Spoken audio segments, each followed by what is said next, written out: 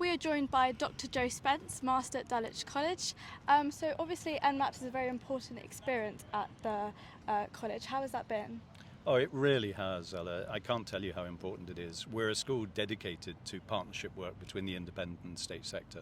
But to me, the making of teachers for those two sectors for the future, and most especially in shortage subjects for teachers such as maths and physics. We also have a languages SCIT, school-centered initial teacher training course, and we're going to start one in computing. That, to me, is where the real essence of true partnership comes, because it can become a partnership of equals. You know how brilliant your teachers and the leaders of teacher training are in your school, and I'm really taken with the pedagogy and the subject knowledge of our teachers, and fusing that to make a course that makes teachers of maths, of physics, that can go on to work in the independent or the state sector, but mainly making it where there's that shortage in the state sector, to us is one of the single most important things we do in partnership.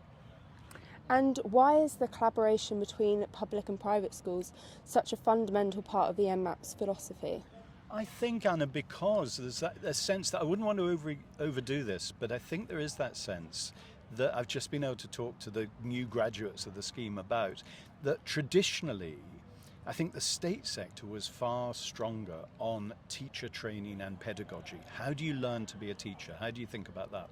And the independent sector tended to attract people with really deep subject knowledge, people who'd been to the great universities and loved their subject, a number of whom were brilliant at transmitting it, but in a way that was a bit of a lottery. You could have someone who was a brilliant mathematician, Dr. X from University Y, and they were brilliant with your elite kids, but could they empathize with children who didn't find maths or physics easy? Maybe less so.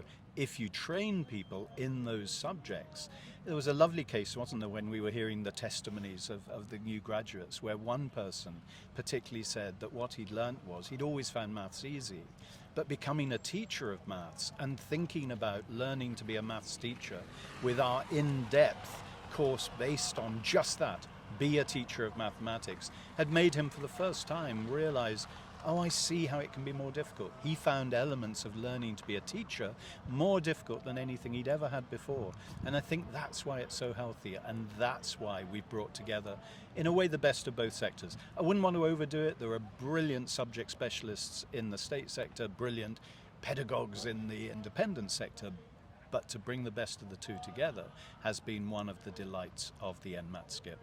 And as we know, recruitment is a bit of a struggle at the moment. Are you optimistic for the future? I am. I mean, just having listened to 40 or 50 people this morning and how they were talking about what it means to them to be teachers, if we can capture it, I hope, in films like these and the talking heads you've picked up of the morning, something that we can send to everyone from the Department for Education to other schools like ours and say, join this and we can make a difference. We can turn the couple of hundred who we've been involved in making over the last 5 years or so into 1,000, into 2,000, and suddenly I think teaching again can become a profession more people are willing to look at. It's difficult at the moment. You know, many a profession people can work from home 2-3 days a week, less so with teaching, but look at the benefits. You've heard how much those young teachers are thinking they want to make this their vocation. And not just young teachers. I love the fact that it's got second career people who've come from the city or working in law or from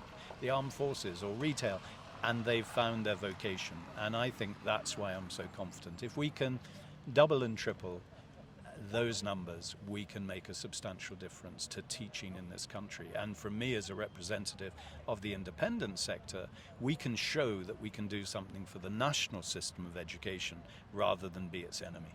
Well, thank you for joining us and enjoy the rest of your wonderful day. Oh, you too, Anna and Ella. Thank you very much. Thank you.